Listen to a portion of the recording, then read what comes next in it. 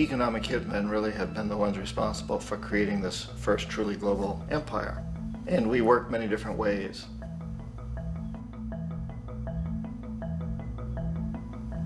But perhaps the most common is that we will identify a country that has resources our corporations covet, like oil, and then arrange a huge loan to that country from the World Bank or one of its sister organizations.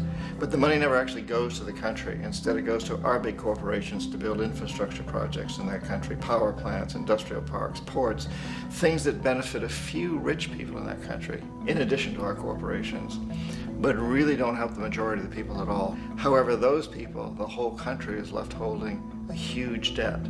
It's such a big debt they can't repay it, and that's part of the plan, that they can't repay it.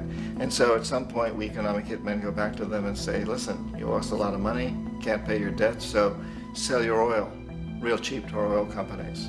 Allow us to build a military base in your country, or send troops in support of ours to someplace in the world like Iraq, or vote with us on the next UN vote. To have their electric utility company privatized and their water and sewage system privatized and sold to U.S. corporations or other multinational corporations. So there was that whole mushrooming thing, and it's so typical of the way the IMF and the World Bank work, that you put a country in debt, it's such a big debt it can't pay it, and then you offer to refinance that debt and pay even more interest. And you demand this quid pro quo, which you call a conditionality or good governance, which means basically that they've got to sell off their resources, including many of their social services, their utility companies, their school systems sometimes, their penal systems, their insurance systems, to foreign corporations. So it's a double, triple, quadruple whammy. The precedent for economic hitmen really began back in the early 50s when democratically elected Mossadegh, who was elected in Iran, he was considered to be the hope for democracy in the Middle East and around the world. He was Time Magazine's Man of the Year. But one of the things that he'd run on and began to implement was the idea that foreign oil companies needed to pay the Iranian people a lot more for the oil that they were taking out of Iran. The Iranian people should benefit from their own oil. Strange policy. We didn't like that, of course. But we were afraid to do what we normally were doing, which was to send in the military. Instead, we sent in one CIA agent, Kermit Roosevelt, Teddy Roosevelt's relative. And Kermit went in with a few $1 million and was very, very effective and efficient. And in a short amount of time, he managed to get Mossadegh overthrown and brought in the Shah of Iran to replace him, who always was favorable to oil. And it was extremely effective. Mobs overflow Tehran. Army officers shout that Mossadegh has surrendered and his regime as virtual dictator of Iran is ended. Pictures of the Shah are paraded through the streets as sentiment reverses. The Shah is welcomed home. So back here in the United States, in Washington, people looked around and said, wow, that was easy and cheap. So this established a whole new way of manipulating countries, of creating empire. The only problem with Roosevelt was that he was a card-carrying CIA agent, and had he been caught, the ramifications could have been pretty serious. So very quickly at that point, the decision was made to use private consultants to channel the money through the World Bank or the IMF or one of the other such agencies, to bring in people like me who worked for private companies, so that if we got caught, there would be no governmental ramifications.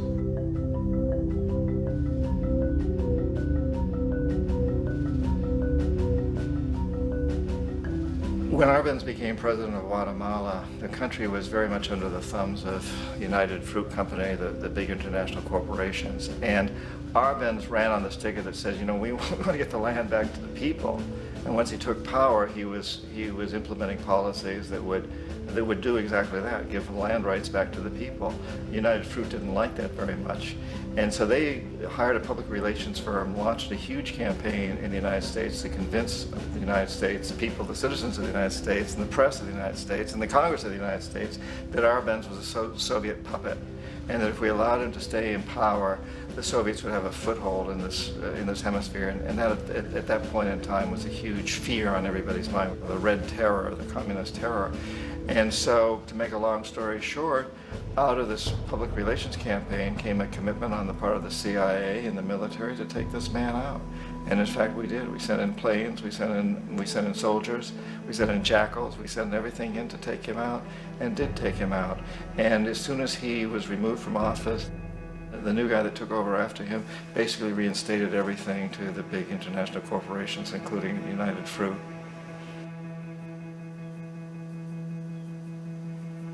Ecuador for many, many years had been ruled by pro-US dictators, often relatively brutal. Then it was decided that they were going to have a truly democratic election. Jaime Roldos ran for office, and his main goal, he said, as president would be to make sure that Ecuador's resources were used to help the people. And he won, overwhelming, by more votes than anybody had ever won anything in Ecuador. And he began to implement these policies to make sure that the profits from oil went to help the people. Well, we didn't like that in the United States. I was sent down as one of several economic hitmen to change Roldos, to corrupt him, to bring him around, to let him know, okay, you can get very rich, you and your family, if you play our game, but if you continue to try to keep these policies you've promised, you're going to go. He wouldn't listen. He was assassinated. As soon as the plane crashed, the whole area was cordoned off. The only people allowed in were U.S. military from a nearby base and some of the Ecuadorian military. When an investigation was launched, two of the key witnesses died in car accidents before they had a chance to testify. A lot of very, very strange things that went on around the assassination of Jaime Roldos. I, like most people who've really looked at this case, have absolutely no doubt that it was an assassination. And of course, in my position as an economic hitman, I was always expecting something to happen to Jaime, whether it be a coup or assassination, I wasn't sure, but that he would be taken down because he was not being corrupted. He would not allow himself to be corrupted the way we wanted to corrupt him. Omar Torrijos, president of Panama, was, one of my favorite people. I really, really liked him. He was very charismatic. He was a guy who really wanted to help his country. And when I tried to bribe him or corrupt him, he said, look, John, he called me Juanito. He said, look, Juanito, I don't need the money. What I really need is for my country to be treated fairly. I need for the United States to repay the debts that you owe my people for all the destruction you've done here. I need to be in a position where I can help other Latin American countries win their independence and be free of this terrible presence from the north that you people are exploiting us so badly. I need to have the Panama Canal back in the hands of the Panamanian people. That's what I want. And so, leave me alone. Don't try to bribe me. It was 1981. And in May, Jaime Roldos was assassinated. And Omar was very aware of this. Torrijos got his family together and he said, I'm probably next, but it's okay because I've done what I came here to do. I've renegotiated the canal. The canal will now be in our hands. He just finished negotiating the treaty with Jimmy Carter. In June of that same year, just a couple of months later, he also went down in an airplane crash, which there's no question was executed by CIA-sponsored jackals. Tremendous amount of evidence that one of Torrijos' security guards handed him at the last moment as he was getting on the plane a tape recorder, a small tape recorder that contained a bomb.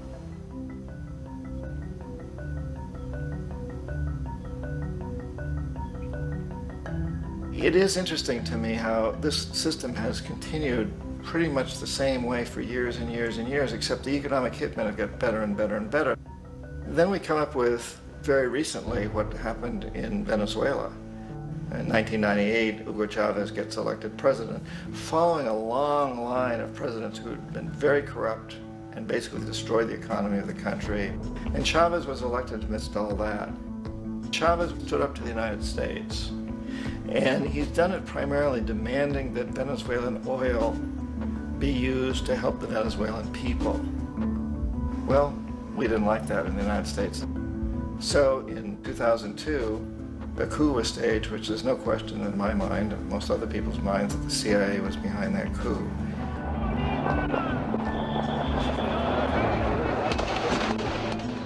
way that that coup was fomented was very reflective of what Kermit Roosevelt had done in Iran, of paying people to go out into the streets, to riot, to protest, to say this Chavez is very unpopular.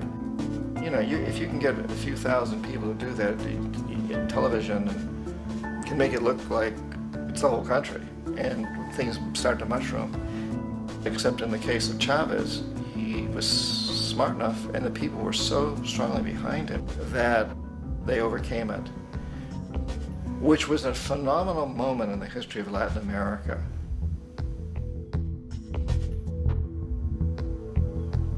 Iraq actually is a perfect example of the way the whole system works. So we economic hitmen are the first line of defense. We go in and we try to corrupt governments and get them to accept these huge loans, which we then use as leverage to basically own them. If we fail, as I failed in Panama with Omar Torrijos and in Ecuador with Jaime Roldos, men who refuse to be corrupted, then the second line of defense is we send in the jackals. And the jackals either overthrow governments or they assassinate. And once that happens and a new government comes in, and boy, it's going to toe the line, because the new president knows what will happen if he doesn't. In the case of Iraq, both of those things failed. Economic hitmen were not able to get through to Saddam Hussein. We tried very hard. We tried to get him to accept a deal very similar to what the House of Saud had accepted in Saudi Arabia, but he wouldn't accept it. And so the jackals went in to take him out. They couldn't do it. His security was very good. After all, he had one time worked for the CIA. He'd been hired to assassinate a former president of Iraq and failed, but he knew the system. So in '91, we send in the troops and we take out the Iraqi military. So we assume at that point that Saddam Hussein is going to come around. We could have taken him out, of course, at that time, but we didn't want to. He's the kind of strong man we like. He controls his people. We thought he could control the Kurds and keep the Iranians in their border and keep pumping oil for us. And then once we took out his military, now he's going to come around. So the economic hitmen go back in the 90s without success. If they'd had success, he'd still be running the country. We'd be selling him all the fighter jets he wants and everything else he wants. But they couldn't, they didn't have success. The jackals couldn't take him out again, so we sent the military in once again, and this time we did the complete job and took him out, and in the process created for ourselves some very, very lucrative construction deals. We had to reconstruct a country that we'd essentially destroyed, which is a pretty good deal if you own construction companies, big ones. So, you know, Iraq shows the three stages. The economic hitmen failed there, the jackals failed there, and as a final measure, the military goes in. And in that way, we've really created an empire, but we've done it very, very subtly. It's clandestine. All the empires of the past were built on the military, and everybody knew they were building them. So the British knew they were building them, the French, the Germans, the Romans, the Greeks. And they were proud of it, and they always had some excuse, like spreading civilization, spreading some religion, something like that. But they knew they were doing it. We don't. The majority of the people in the United States have no idea that we're living off the benefits of a clandestine empire, that today there's more slavery in the world than ever before. And then you have to ask yourself, well, if it's an empire, then who's the emperor? Obviously, our presidents of the United States are not emperors. An emperor is someone who's not elected, doesn't serve a limited term, and doesn't report to anyone, essentially. So you can't classify our presidents that way. But we do have what I consider to be the equivalent of the emperor, and it's what I call the corporatocracy. The corporatocracy is this group of individuals who run our biggest corporations, and they really act as the emperor of this empire. They control our media, either through direct ownership or advertising. They control most of our politicians because they finance their campaigns, either through their corporations or through personal contributions that come out of the corporations. They're not elected, they don't serve a limited term, they don't report to anybody. And at the very top of the corporatocracy, you really can't tell whether a person's working for a private corporation or the government because they're always moving back and forth. So, you know, you've got a guy who one moment is the president of a big construction company like Halliburton, and the next moment he's vice president of the United States, or the president who is in the oil business. And this is true whether you've got Democrats or Republicans in the office. You have the moving back and forth through the revolving door. And in a way, our government is invisible a lot of the time, and its policies are carried out by our corporations on one level or another. And then again, the policies of the government are basically forged by the corporatocracy and then presented to the government. They become government policies. So it's an incredibly cozy relationship. This isn't a conspiracy theory type of thing. These people don't have to get together and plot to do things. They all basically work under one primary assumption, and that is that they must maximize profits regardless of the social and environmental costs.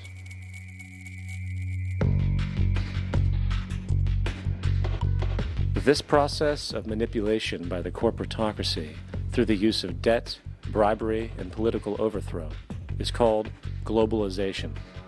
Just as the Federal Reserve keeps the American public in a position of indentured servitude through perpetual debt, inflation, and interest, the World Bank and IMF serve this role on a global scale. The basic scam is simple. Put a country in debt either by its own indiscretion or through corrupting the leader of that country, then impose conditionalities or structural adjustment policies, often consisting of the following. Currency devaluation. When the value of a currency drops, so does everything valued in it. This makes indigenous resources available to predator countries at a fraction of their worth. Large funding cuts for social programs. These usually include education and healthcare, compromising the well-being and integrity of the society, leaving the public vulnerable to exploitation. Privatization of state-owned enterprises. This means that socially important systems can be purchased and regulated by foreign corporations for profit. For example, in 1999, the World Bank insisted that the Bolivian government sell the public water system of its third largest city to a subsidy of the U.S. corporation Bechtel. As soon as this occurred, water bills for the already impoverished local residents skyrocketed. It wasn't until after a full-blown revolt by the people that the Bechtel contract was nullified. Then there is trade liberalization, or the opening up of the economy through removing any restrictions on foreign trade. This allows for a number of abusive economic manifestations, such as transnational corporations bringing in their own mass-produced products, undercutting the indigenous production and ruining local economies. An example is Jamaica, which, after accepting loans and conditionalities from the World Bank, lost its largest cash crop markets due to competition with Western imports. Today, countless farmers are out of work, for they are unable to compete with the large corporations. Another variation is the creation of numerous seemingly unnoticed, unregulated, inhumane sweatshop factories, which take advantage of the imposed economic hardship. Additionally, due to production deregulation, environmental destruction is perpetual, as a country's resources are often exploited by the indifferent corporations while outputting large amounts of deliberate pollution. The largest environmental lawsuit in the history of the world today is being brought on behalf of 30,000 Ecuadorian Amazonian people against Texaco, which is now owned by Chevron. So today it's against Chevron, but for activities conducted by Texaco. Estimated to be more than 18 times what the Exxon Valdez dumped into the coast of Alaska. In the case of Ecuador, it wasn't an accident. The oil companies did it intentionally. They knew they were doing it to save money out there rather than arranging for a proper disposal. Furthermore, a cursory glance at the performance record of the World Bank reveals that the institution, which publicly claims to help poor countries develop and alleviate poverty, has done nothing but increase poverty and the wealth gap, while corporate profits soar. In 1960, the income gap between the fifth of the world's people in the richest countries versus the fifth in the poorest countries was 30-1. By 1998, it was 74-1. While global GNP rose 40% between 1970 and 1985, those in poverty actually increased by 17%. While from 1985 to 2000, those living on less than $1 a day increased by 18%. Even the Joint Economic Committee of the U.S. Congress admitted that there is a mere 40% success rate of all World Bank projects. In the late 1960s, the World Bank intervened in Ecuador with large loans. During the next 30 years, poverty grew from 50% to 70%. Under or unemployment grew from 15 to 70%. Public debt increased from 240 million to 16 billion, while the share of resources allocated to the poor went from 20% to 6%. In fact, by the year 2000, 50% of Ecuador's national budget had to be allocated for paying its debts. It is important to understand the World Bank is, in fact, a U.S. bank, supporting U.S. interests. For the United States holds veto power over decisions, as it is the largest provider of capital. And where did it get this money? You guessed it, it made it out of thin air through the fractional reserve banking system. Of the world's top 100 economies, as based on annual GDP, 51 are corporations, and 47 of that 51 are U.S.-based. Walmart, General Motors, and Exxon are more economically powerful than Saudi Arabia, Poland, Norway, South Africa, Finland, Indonesia, and many others. And, as protective trade barriers are broken down, currencies tossed together and manipulated in floating markets, and state economies overturned in favor of open competition and global capitalism, the empire expands. You get up on your little 21-inch screen and howl about America and democracy. There is no America. There is no democracy. There is only IBM and ITT and AT&T and DuPont, Dow, Union Carbide, and Exxon. Those are the nations of the world today. What do you think the Russians talk about in their councils of state? Karl Marx? They get out their linear programming charts, statistical decision theories, minimax solutions, and compute the price-cost probabilities of their transactions and investments, just like we do. We no longer live in a world of nations and ideologies, Mr. Beale. The world is a college of corporations, inexorably determined by the immutable bylaws of business. The world is a business, Mr. Beale.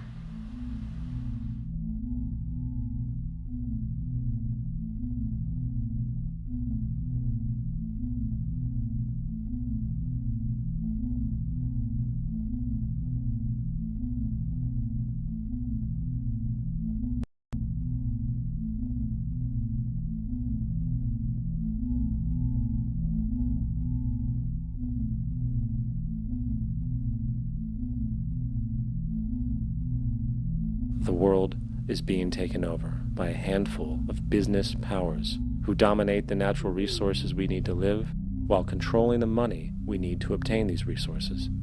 The end result will be world monopoly, based not on human life, but financial and corporate power. And as the inequality grows, naturally more and more people are becoming desperate. So the establishment was forced to come up with a new way to deal with anyone who challenges the system.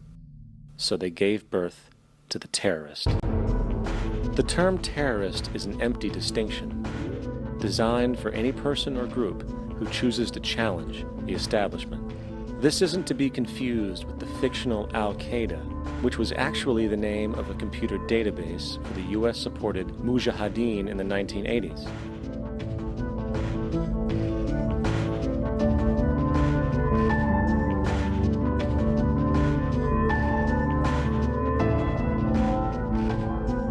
In 2007, the Department of Defense received $161.8 billion for the so-called global war on terrorism. According to the National Counterterrorism Center, in 2004, roughly 2,000 people were killed internationally due to supposed terrorist acts. Of that number, 70 were American. Using this number as a general average, which is extremely generous, It is interesting to note that twice as many people die from peanut allergies a year than from terrorist acts. Concurrently, the leading cause of death in America is coronary heart disease, killing roughly 450,000 each year. And in 2007, the government's allocation of funds for research on this issue was about $3 billion. This means that the U.S. government in 2007 spent 54 times the amount for preventing terrorism than it spent for preventing a disease which kills 6,600 times more people annually than terrorism does. Yet, as the name terrorism and Al-Qaeda are arbitrarily stamped on every news report relating to any action taken against U.S. interests, the myth grows wider. In mid-2008, the U.S. Attorney General actually proposed that the U.S. Congress officially declare war against the fantasy. Not to mention, as of July 2008, there are now over 1 million people currently on the U.S. terrorist watch list. These so-called counterterrorism measures, of course, have nothing to do with social protection, and everything to do with preserving the establishment amongst the growing anti-American sentiment both domestically and internationally, which is legitimately founded on the greed-based corporate empire expansion that is exploiting the world. The true terrorists of our world do not meet at the docks at midnight or scream Allah Akbar before some violent action. The true terrorists of our world wear $5,000 suits and work in the highest positions of finance, government, and business. So, what do? How do we stop a system of greed and corruption that has so much power and momentum? How do we stop this aberrant group behavior which feels no compassion for, say, the millions slaughtered in Iraq and Afghanistan, so the corporatocracy can control energy resources and opium production for Wall Street profit?